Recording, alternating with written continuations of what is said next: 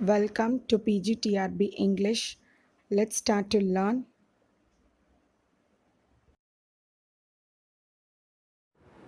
Hi friends, இன்னைக்கு upkar book UGC book பார்க்கலாம். இதுக்கு முன்னாடியே இந்த புக்கில் நான் 20 மார்க்ஸ் அப்லோட் பண்ணியிருக்கேன்.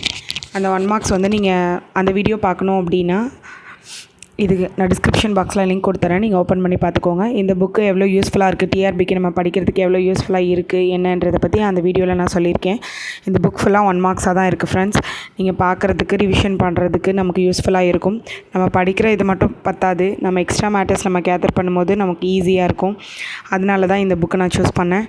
இதில் ஃபுல்லாக நிறைய யூஜிசி நெட்டு செட்டுக்கு படிக்கிறது சம்மந்தமாக எல்லாமே ரிலேட்டடாக இருக்குது. நமக்கு சிலபஸில் இருக்கிறது இல்லாதது நிறைய மேட்டர்ஸ் நமக்கு இருக்குது.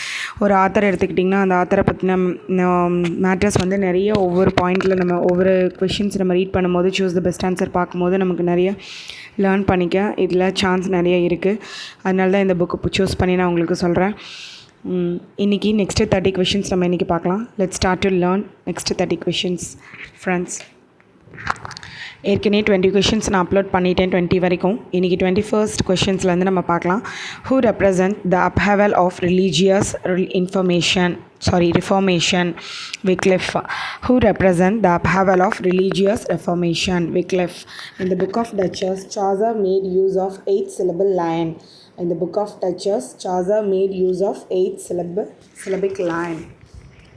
Next பார்த்தீங்க அப்படின்னா, a sort of wit that ridicules the foils and vices of man is known as satire. A sort of wit that ridicules the foils and vices of man is known as satire. Who said this lines? Chaucerian's inferiority is well marked in satire as in anything else. Hugh Walker. இந்த line யார் சொல்லியிருக்கா அப்படின்னா Haq Walker சொல்லியிருக்காரு. Chaucerian's inferiority is well marked in satire as in anything else. New learning was brought to England in the year 1499. New learning இங்கிலாண்டில் எப்போ கொண்டு வந்தாங்க அப்படின்னா 1499 கொண்டு வந்தாங்க. The romantic movement had its symptoms in 15th century ballads. Romantic மூமெண்ட்டோட symptoms வந்து எப்போ எந்த செஞ்சுரியில் இருந்தது அப்படின்னா 15th century பேலட்ஸ்லாம் இருந்துச்சு. Langland's Piers the Plowman is a satire on clergy. Langland's Piers the Plowman is a satire on clergy. Who presented the fear caused by peasants' revolt? Gower. Who presented the fear caused by peasants' revolt? Gower. Henry IV region during 1399 to 1413. Henry ஃபோரோட region எந்த டைம்லேருந்து எந்த time வரைக்கும் அப்படின்னா 1399 1413. Chaucer used his rhyme royal stanza in his Canterbury Tales. Chaucer used his rhyme royal stanza in his Canterbury tales. நம்ம Canterbury tales பார்த்திங்க அப்படின்னா first யூனிட்லேயே first டாப்பிக்காக prologue to the Canterbury tales தான் இருக்குது. அப்போ நமக்கு இந்த பாயிண்ட் ரொம்ப முக்கியமானது, பார்த்துக்கோங்க, எக்ஸாமில் கேட்க சான்ஸ் இருக்குது. Chaucer used his rhyme royal stanza in his Canterbury Tales. Chaucer referred to stormy people in Cluck's Tale. Chaucer வந்து stormy people எங்கே ரெஃபர் பண்ணியிருக்காரு, எந்த டேலில் ரெஃபர் பண்ணியிருக்காரு? ப்ரொலாக் டு த கேண்டபரி டேல்ஸில் நிறைய டேல்ஸ் இருக்குது. அதில் எது ரெஃபர் பண்ணியிருக்காரு அப்படின்னா கிளக்ஸ் டேல்ஸ் தான் ரெஃபர் பண்ணியிருக்காரு. ஸ்டாமி பீப்புள் அப்படின்னா என்னென்னா யாரை ரெஃபர் பண்ணுது அப்படின்னா பெசன்ஸ் ரிவோல்ட். ஸ்டாமி பீப்புள் யாரை ரெஃபர் பண்ணுதுன்னா peasants revolt. In Chaucer's character who is shown to be in love for gold? Doctor of physique.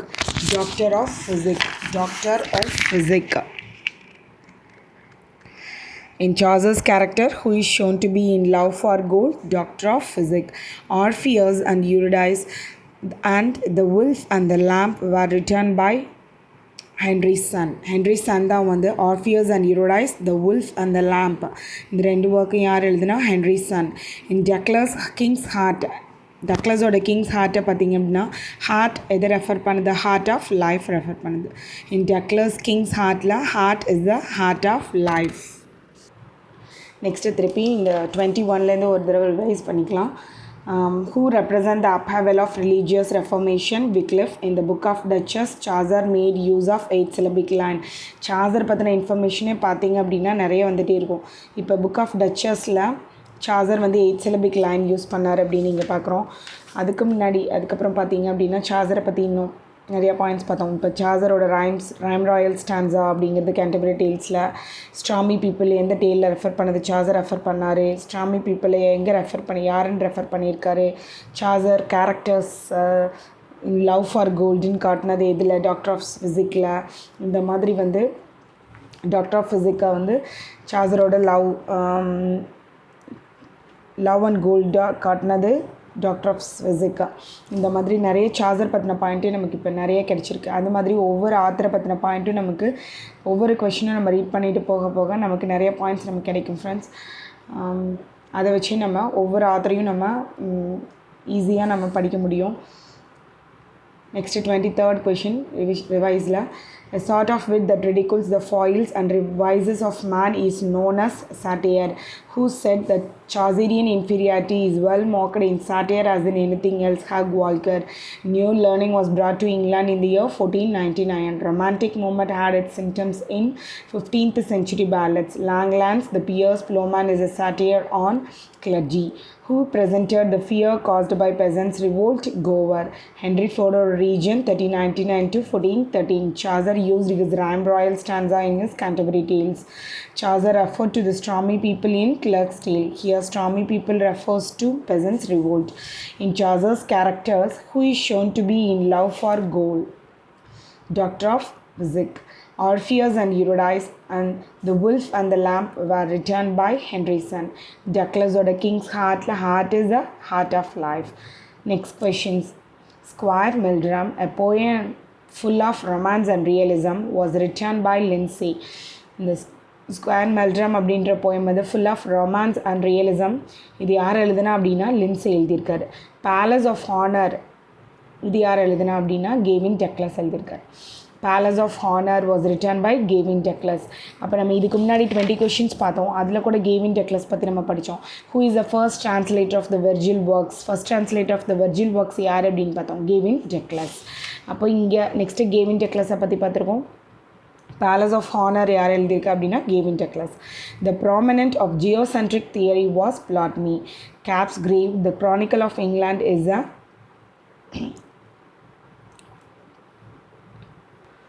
historical prose. Cap's Grave, the Chronicle of England, is a historical prose. Chaucer was born during the reign of Edward III. Chaucer was born during the reign of Edward III. Next பார்த்தீங்களா Chaucer பற்றி next information வந்திருக்கு. Next Sidney's Astrophel and Stella contains 108 sonnets. நம்ம இப்போ 1 மார்க்காக பார்க்கும்போது இப்போ சார்ஜரை பற்றின matters நம்ம ஒரு சார்ஜர் பற்றி பயோகிராஃபியோ இல்லை எடுத்து வச்சுட்டு நம்ம ஒரே இதாக மக பண்ணி நம்ம அதை படிக்கும்போது நமக்கு மைண்டில் நிற்காது. இந்த மாதிரி 1 மார்க்காக நம்ம ரிவைஸ் பண்ணி நம்ம திருப்பி ரிவைஸ் பண்ணி நம்ம படிச்சுட்டு இருக்கும்போது நமக்கு மைண்டில் நல்லா பதிஞ்சிரும். திருப்பி அந்த 1 மார்க்ஸை நம்ம அந்த கொஷினை நம்ம எங்கே அனலைஸ் பண்ணாலும் நமக்கு அது டக்குன்னு ஆன்சருக்கு நம்ம கிளிக் ஆகும். அதுக்காக தான் இந்த 1 மார்க்ஸ் புக்கை நான் ரெஃபர் பண்ணியிருக்கேன் ஃப்ரெண்ட்ஸ். இது ரொம்ப யூஸ்ஃபுல்லாக இருக்கும் டிஆர்பிக்கு நம்ம ப்ரிப்பேர் பண்ணுறதுக்கு. Chaucer was born during the reign of Edward III. Sydney's Astafel and Stella. சிட்னியோட அஸ்டஃபல் அண்ட் ஸ்டெல்லாவில் எத்தனை சானட்ஸ் இருக்குது அப்படின்னு பாருங்கள். 108 sonnets. Next sonnets in Astrophel and Stella are addressed to lady Penelope. சானட்ஸ் once again friends, Lady Penelope. And the sonnets in Astafel and Stella are addressed to Lady Penelope. Who called Spenser the poet's poet? Poet's poet ன்னு சொல்லி யார் சொல்லியிருக்கா Spencer அப்படின்னா Charles lamp. நம்ம Spencer பற்றிலாம் நம்ம கண்டிப்பாக நம்ம ஞாபகம் வச்சுக்கணும். ஏன்னா நமக்கு இதெல்லாம் சிலபஸில் ஸ்பென்சர் இருக்கார். 4 hymns was composed by Spenser. 4 hymns was composed by Spenser. இங்கே 2 1 marks இருக்குது பாருங்கள் ஸ்பென்சரை பற்றி. Next, who said there is something in Spenser that pleases one as strongly in one's old age as it did in one's youth? Pope.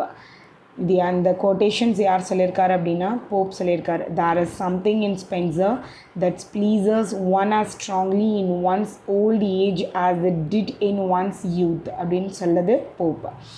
Lorats or those who followed Wycliffe.